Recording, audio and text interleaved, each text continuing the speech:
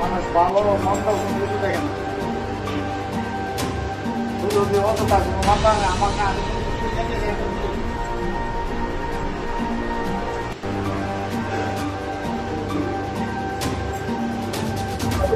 জনাব মোহাম্মদ বিলাল মিয়া, সাবেক জেলা পরিষদ চেয়ারম্যান ব্রাহ্মণবাড়িয়া, তিনি ব্রাহ্মণবাড়িয়া সদর মডেল থানার 2টি মামলার এজাহার নামে আসামি। তাকে আমাদের ব্রাহ্মণবাড়িয়া সদর থানা এবং আশুগঞ্জ থানার সীমান্তবর্তী এলাকা হইতে অদ্য 22টা 30 ঘটিকার সময় গ্রেফতার করা হয়।